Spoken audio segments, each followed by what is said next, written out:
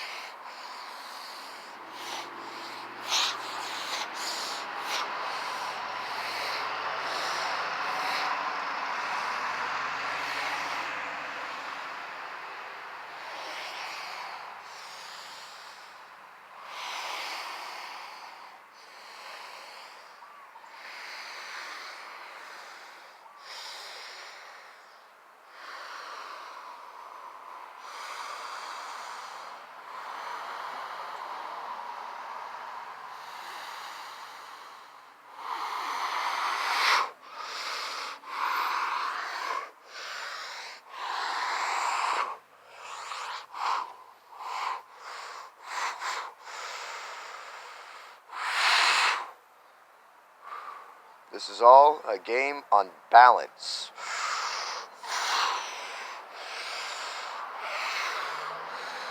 Balance doesn't come from the mind, or not the brain, from the thought, but it can include that, of course, because the thought is something that actually comes within the present moment very naturally. So we can align with right thought, which is thought that's here, centered in this moment, not grabbing onto the lines above or below, but here literally in the exact place that we are in. Now that's a really amazing thing, because that allows you to never lose balance, because you're 100% centered with it. So I can speak, I can move, I can do a lot of different things when I'm centered in this type of a thought. Now if I was in a thought that wasn't fully present in this moment, it would be somehow related to fear or doubt, some kind of clinging to another reality or alternative to where I am now. And that would be okay, no problem. But still that would throw me off balance. It would be leaning to the left, the right, the back, the front, or any of the other directions that could be perceived. And instead, if I'm here balanced in this moment, and completely following in complete trust and surrender, then I won't lose balance. If I don't follow in complete trust and surrender, if I go a little too fast or too slow, then I will lose balance. Now this is also something that comes with good physical attributes. So the stronger I become, the more I practice, the easier it is. All my muscles are able to sustain such movements in a really stable fashion. But there is a way without any real muscle capacity at all to do this as well, and it's a very, very high form of trust at that point, because all of the balance can be in positionings, all of the body can be in positionings that balance itself completely. So every one of my tiny finger movements, every one of my hand movements, my toe movements, all of those things sustain the entire balance of this motion. I don't know how to do this. I mean, how do I do this exactly? Well, I mean, I guess I do know, but I mean, I am uncertain of where every little pattern needs to go until I get there. How am I supposed to know that the fingers need to be in these ways in order to sustain balance? I mean, it seems like a strange way, but every one of these motions are creating the next motion and creating the next balance point.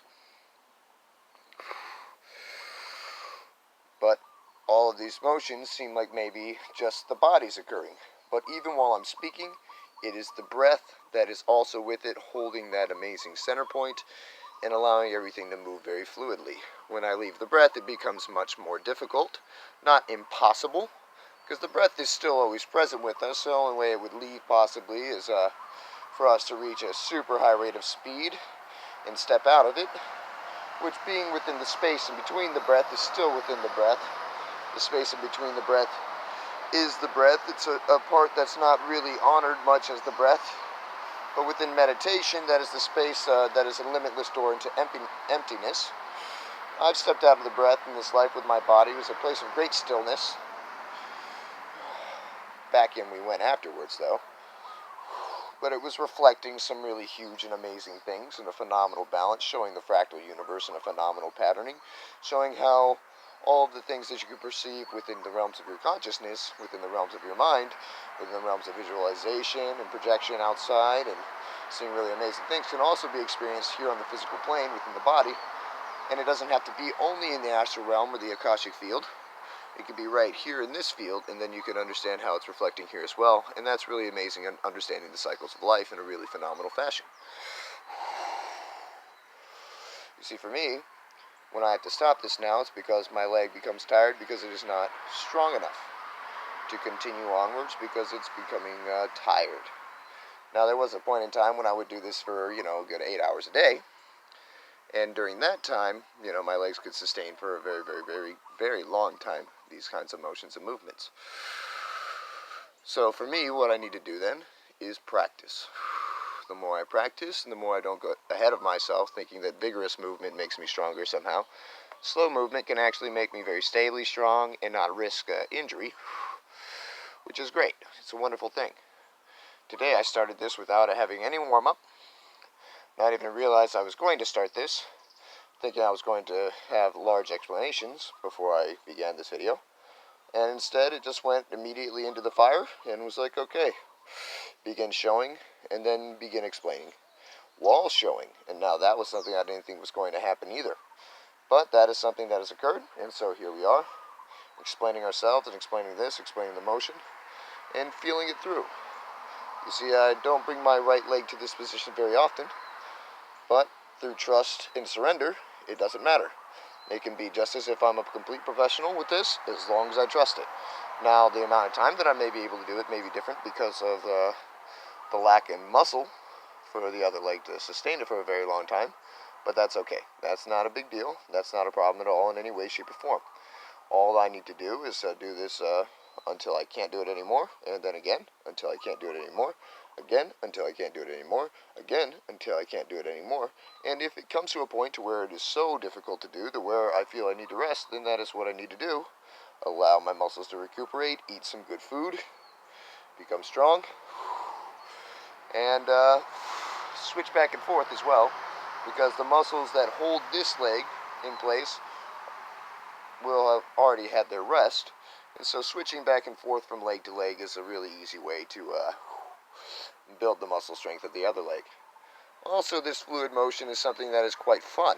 So when you get into the fluidity of it, and you get into the balance and the mindfulness of your body, it's really amazing. Now, you can only do this practice if you're here now.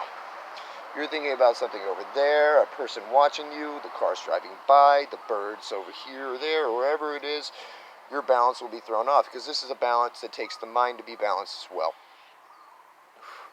So for somebody who's not in a certain state of meditation, this is actually movement that is very impossible for them. This takes a very meditative mind.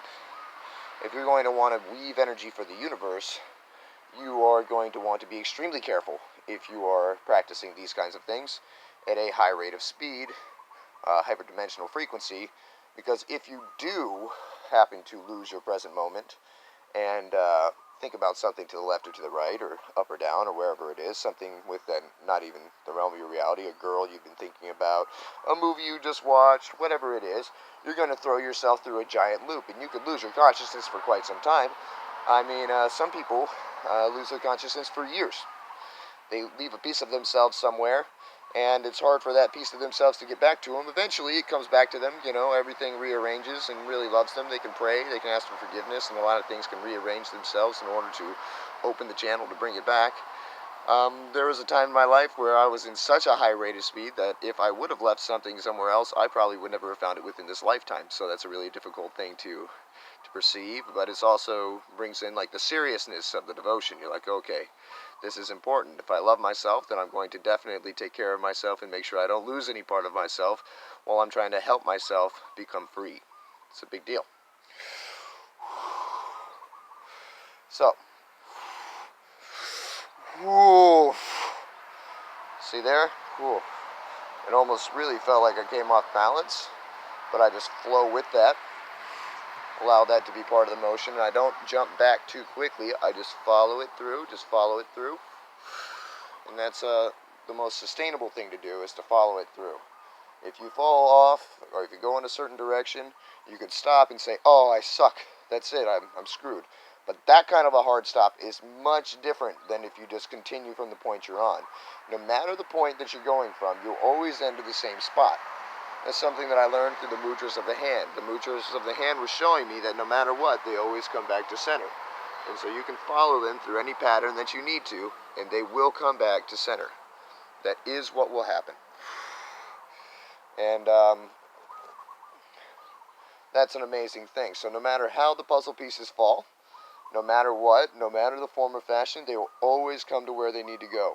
So even if you were to lose your consciousness in this lifetime, eventually in another lifetime, your hands would fold into this amazing giving mudra, this phenomenal prayer hand position where they're completely in balance. It would just maybe take a while. And who knows when that while will come. This life is a really special life where we all have the ability to awaken fully. So I wouldn't worry about things taking too many lifetimes, maybe next lifetime or however that is.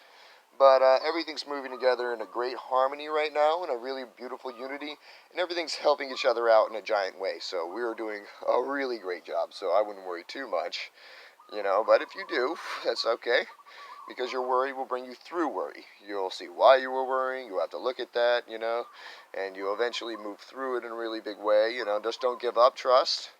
No matter what's going on, just, you got this. Of course, sometimes you may be brought to a point to where you do have to give up. So it just depends, feel it out. At that point, though, you'll probably have absolutely no choice but to do anything else. So, that's what happened for me personally. All of these different hand motions that I'm doing right now are keeping me balanced. If I were to keep my hands in the other position that I was previously in, I would lose balance. And so every one of these things are here to sustain balance. How do I know when to move these things? Well, I just follow the flow really well. And so now I'm hypersensitive to where I'm always in the thing. And I could stop myself from flowing. I could do that. I could stop and wait and see. Now, this is a very hard to sustain position right now. It doesn't look like it to you. I'm looking at myself right now. It doesn't look like I'm moving very much, but my leg is actually moving quite a bit to try to sustain this flow. But if I don't stop at any point, even though this is now a designated stopping point, so you see I moved my hands like this to find out, is there any motion after this? It's not. This motion was here in this moment to show you whatever it is I'm trying to show you. And so sometimes, you have to find out a way to get back into the movement of the flow. And right now, we're in a stop point. So you see, I don't have anywhere to really go. I'm trying to go somewhere, but there's no motion for me available. So that means I'm really stuck here in a good way. I'm not going to fall off balance in any way, shape, or form at this time, because there's nowhere for me to move. Everything in the universe around me isn't allowing me movement in any other direction. My hands are trying to create channels for movement, but they're not really able to do that. So they're feeling, because I'm an antenna. And so, okay, where is there a possibility for movement? Is it possible? Or do I just rest and wait? Now, I could just rest and wait. Maybe I start to fall to the right or I start to fall to the left. Now, what do I do with that kind of a balanced position? What do I do with that kind of a flow? Where do I go with it? You see there? What actually happened when I began to move there is because I started to move away from that teaching into another point of teaching. And when I moved into the other point of teaching with my throat chakra, as I was explaining, which is also the breath, the throat is guided by the breath, then my hands were able to move again. Because now I've continued a movement. Now I've continued flow. Now I've moved forward in the life. And now I'm here in this position. And so that's a really amazing thing. So moving with the throat, moving with the breath, moving with all of the chakra centers, that's the arms, the hands, the legs, the feet, All of these things are important in sustaining this type of surrendered motion to the flow of everything that is, to the present moment. If you're not within the present moment, as I've said, if you're anywhere else, this is going to cause some kind of flux within the flow. This is going to cause some kind of thing to occur that stops and throws you off of balance, and when in a very high rate of speed, this could be something, as I've said, is extremely dangerous. And so there's all kinds of things that bring us out of the flow, and these are the reasons for meditation, things that bring us out of the present moment. Okay, let me see, when I sit still with myself, what kinds of thoughts arise. Now, they're usually thoughts that come from different things happening within our reality. This is also something that I saw the other day about ADHD. When people are reading a book and they have to read a sentence over and over again, it's because they're not really there present with their book. They'd rather be doing something else. Now, what is that something else they'd rather be doing? If they go and do that, they'll find themselves extremely present with that. They won't have to reread the story a million times if that's the thing they want to be doing. Absolutely not. So whatever they have a desire to do is what they could be doing, and if you're doing what you want to be doing, you're probably going to be all the way there all the time. Now, when you're doing something you don't want to do, and there's something you would rather do, it's going to be very difficult for you to be within the present moment of what it is that you're doing. Because you're like, dang, I would rather be over here. Why would you rather be over there? Maybe it's because your heart actually knows that's the thing you need to do.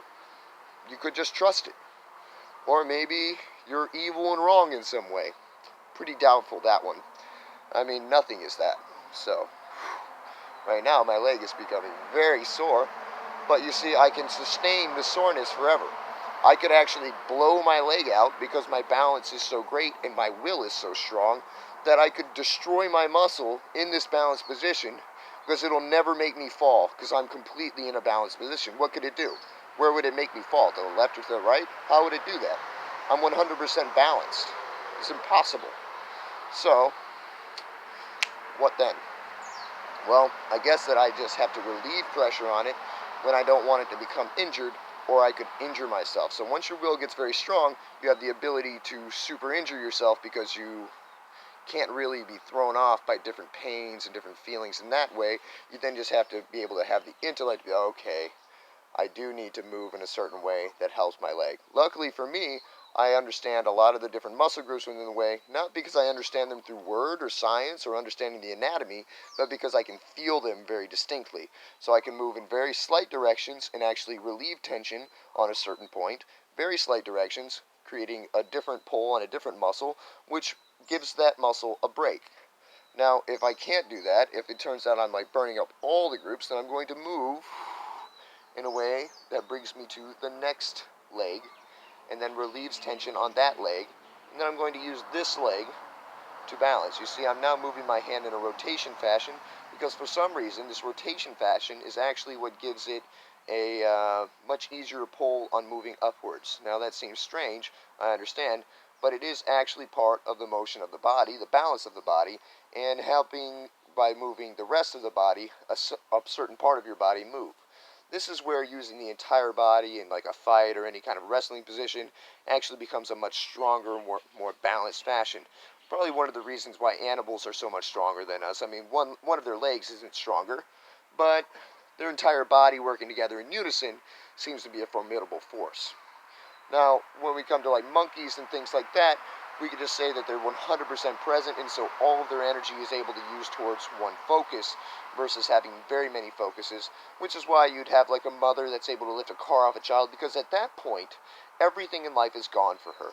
There's only one thing in life that her energy is to focus on, and that's lifting the car off the child. There's nothing else. What's the difference between her and a mother that's unable to do this? Well, that other mother may be thinking about the father and what he's going to think, and maybe thinking about all these people around him. But, you know, if you come completely present into a moment, you can do some really amazing transcendental things. Also, she may not be believing in herself able to do this. So you have this extra thought. You have two thoughts. The thought of trying to do it and the thought that you can't do it.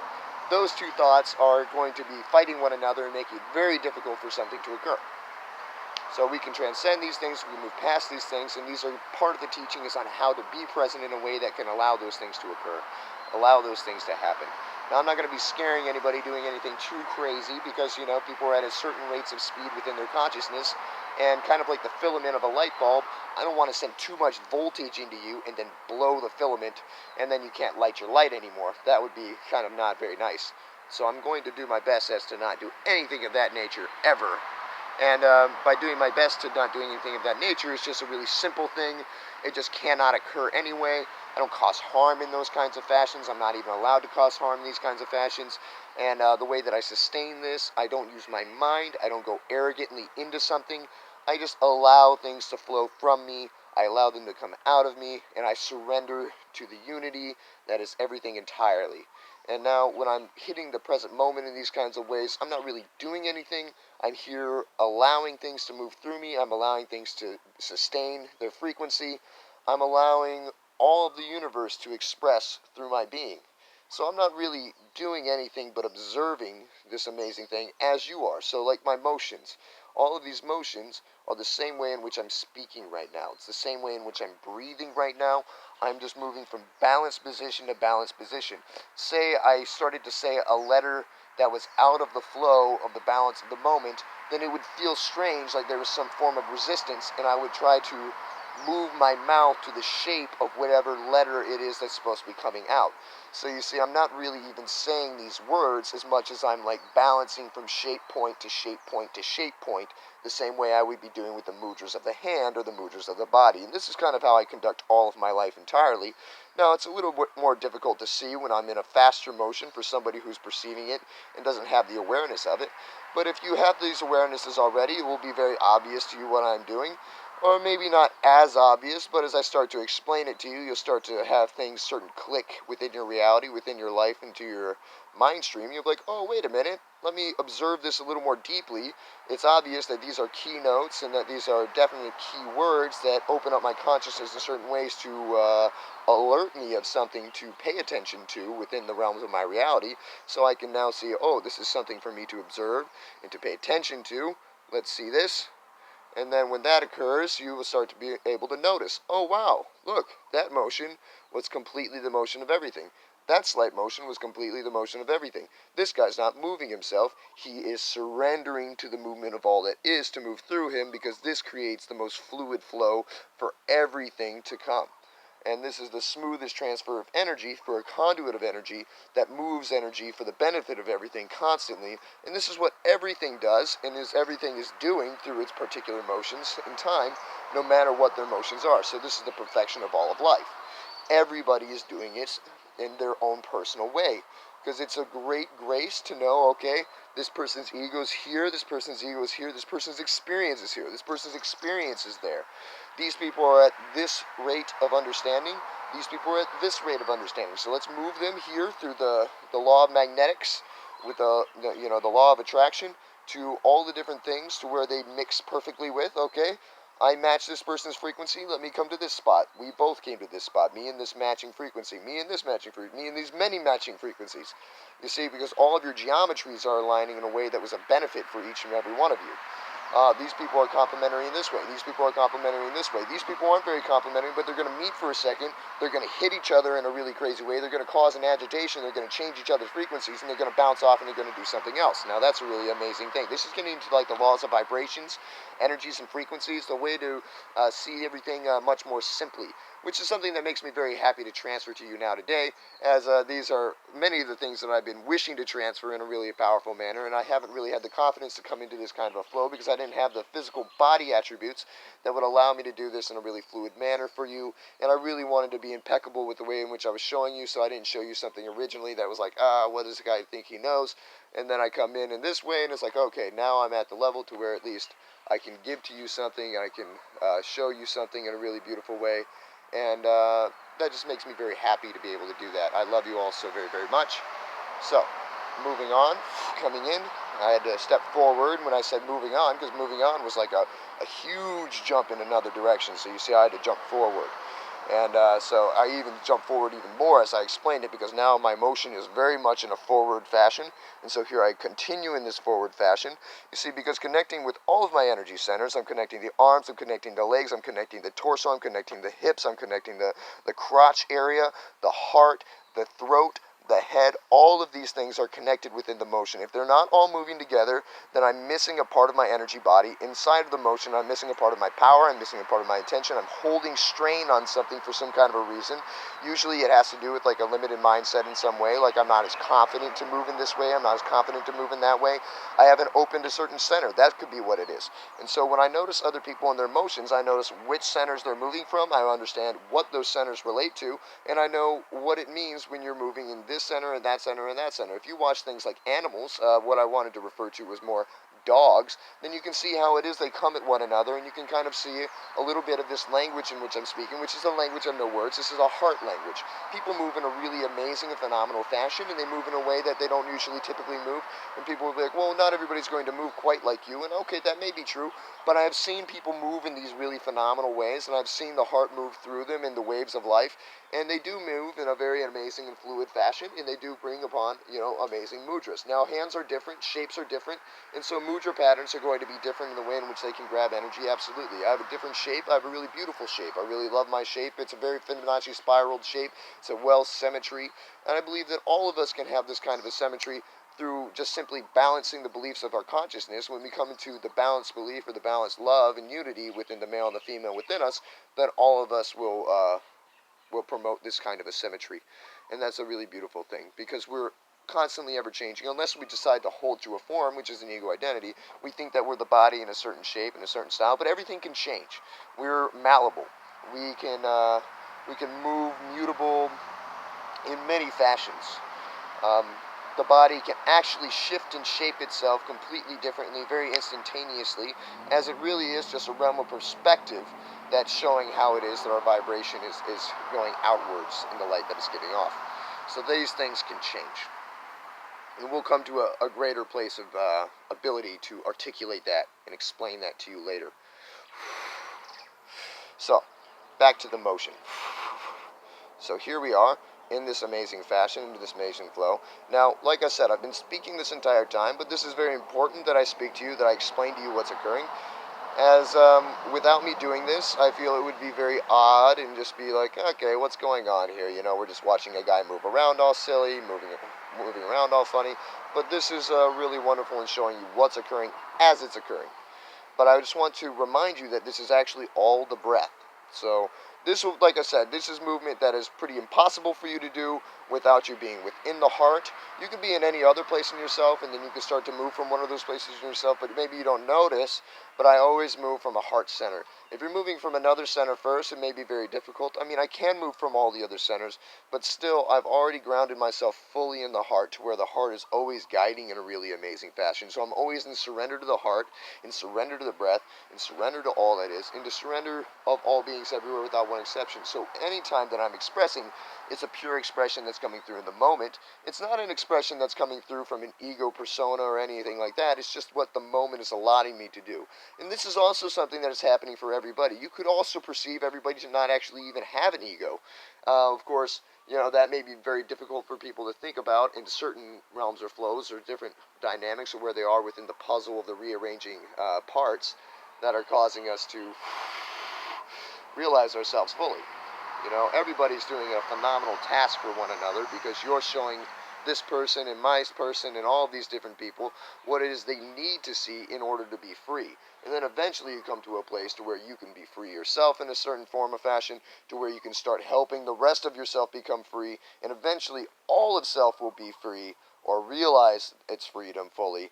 And then we can all express very limitlessly, very amazingly, very elegantly, very uniquely in the manners in which we do. And that's amazing. It's a wonderful thing. I'm really glad, like I said, where this has gone and what's been happening with this, talking about the different natures of flow, different things that are happening, and to explain this yoga that I've been brought into. As when we get deeper and deeper into the patterns of this yoga, it becomes faster and faster and faster, and all of it then is born on trust. So once you get into it, trust is what comes in. Trust is the factor that allows all of this to flow so beautifully, so perfectly. You can really trust a huge amount of your energy, but sometimes we fall out of trust when we're doing something and we're like, oh, and we hold a tension point. And when we hold a tension point, that could stop a super rapid acceleration, just pinching it in a certain way, and that could cause damage to the rest of the system. And so this is where we want to start maybe slow, or maybe even start very fast if we're in a very huge rate of trust and understanding from a point of beginner's mind. I started going much faster into these kinds of things, and that was wonderful.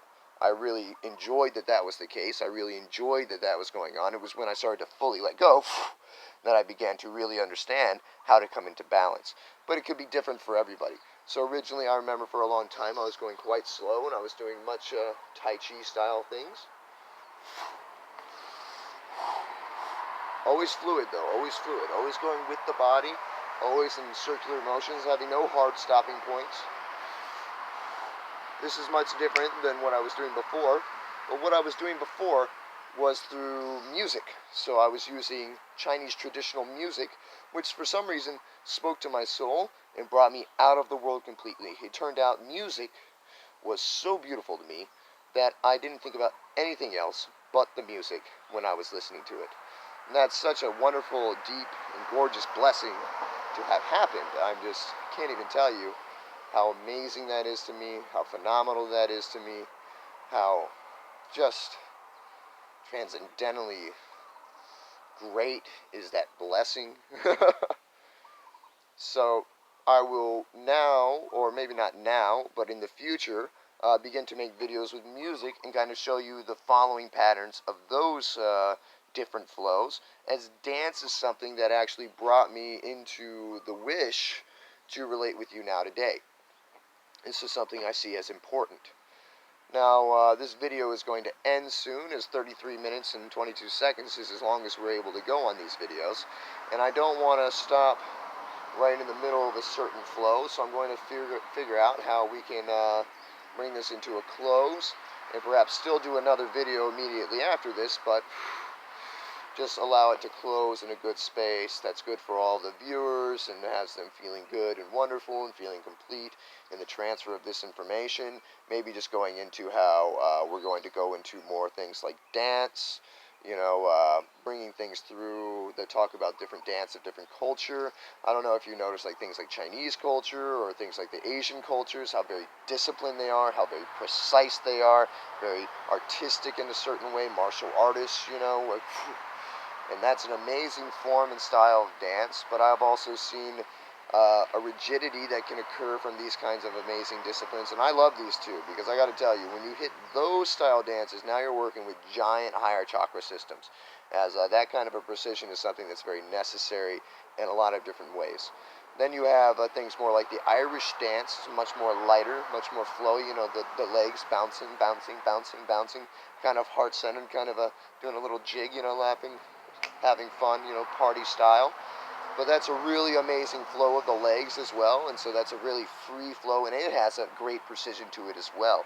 And then another dance that I had thought of before making this video was the African style dance, the great power of it. And it's really gorgeous, because it's very root, very tribal, very and just really, oh, and the Native American dances, which are very flowing, but also very tribal. So they're kind of like a mixture of the Irish and the African in my style of feeling or form. These kinds of things are amazing.